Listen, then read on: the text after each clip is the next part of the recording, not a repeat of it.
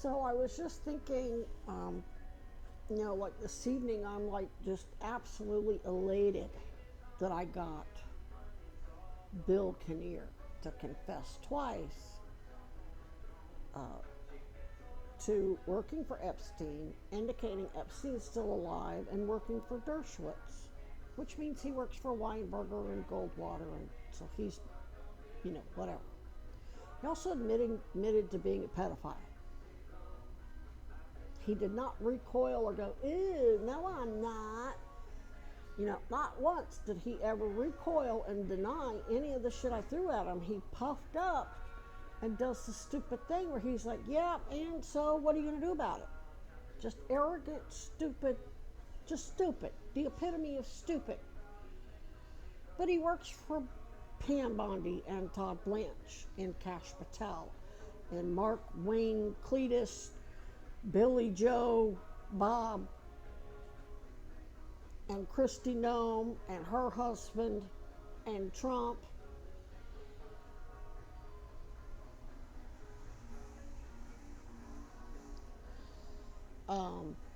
And Bill Clinton, who was ogling over the pictures, basically getting excited over looking at the pictures of the victims.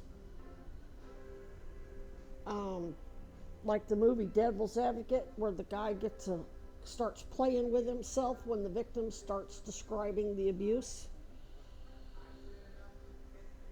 They get off on the shit. But what my point is I started thinking, how come I've been so just frustrated? And I wasn't mad at anybody. I'm frustrated. And then tonight, it's like I'm like really damn proud of myself.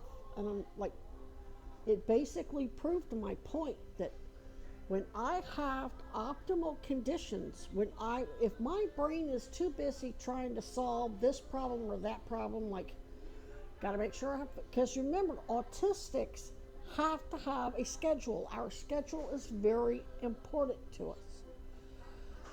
I'm not going to say I'm a creature of habit. I do things on a specific set schedule because I don't have a car.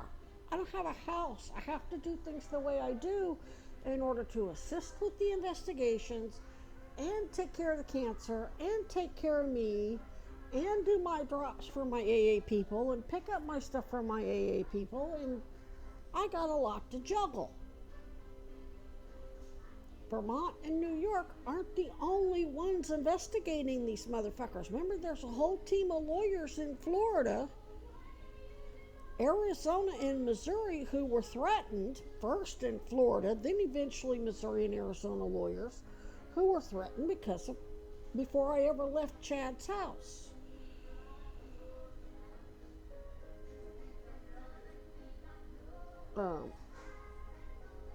Which is another reason why they keep trying to have these people from AA blow AA smoke up my ass and try to get me into their house and gain my trust, hoping that I'll trust them and identify the identities of other people. No, that's not how it works.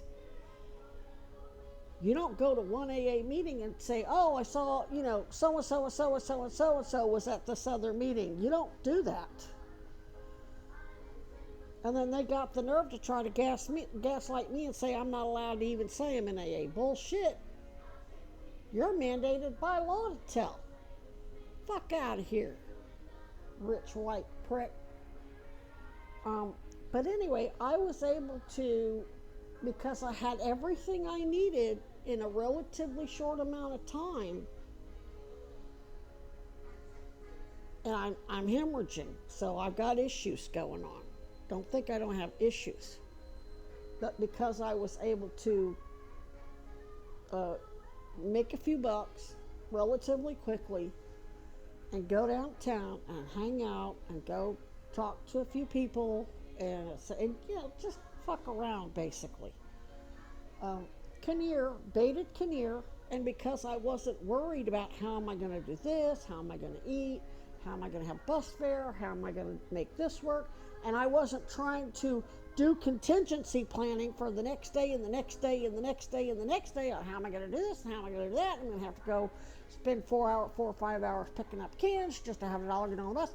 Because my mind wasn't preoccupied with solving those problems, it was free to go into the right brain. And when Kinnear showed his, I was tired and hurting, so he ended up passing me. Otherwise, I wouldn't have known he was back there. And I was able to go after the motherfucker.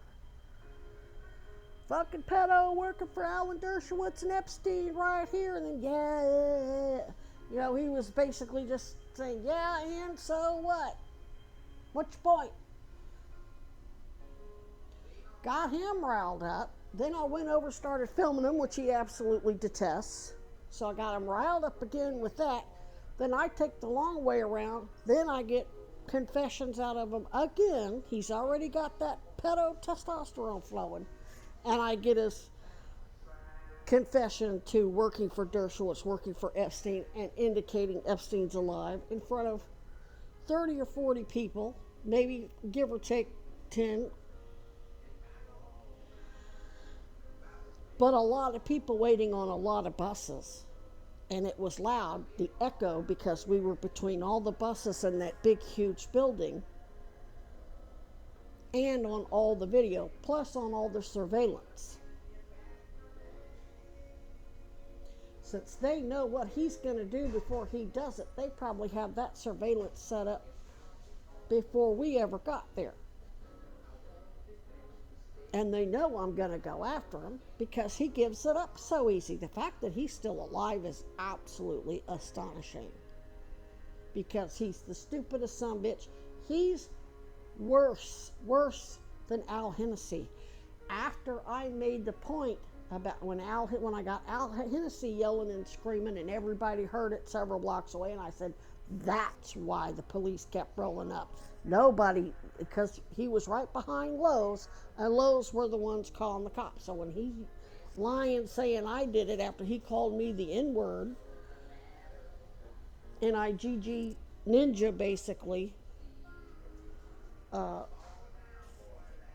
and said he told on himself, he was smart enough, as sick and twisted and high as he was smart enough to shut his mouth. Bill Kinnear cannot shut his mouth. He has to show me. He's just got to have that stroke material. He's got to dominate and He's got to stick his dick in my mouth and I get to bite it off every time. Why he's still alive is just any day now. Any day now. Somebody's going to say, oh, they found that dude dead in his hotel room. They have him down there buying drugs. They have him putting on crazy acts, and he doesn't realize that's going to be their alibi when he ends up dead. Oh, he was just a crazy addict. Just like they did with Michaela.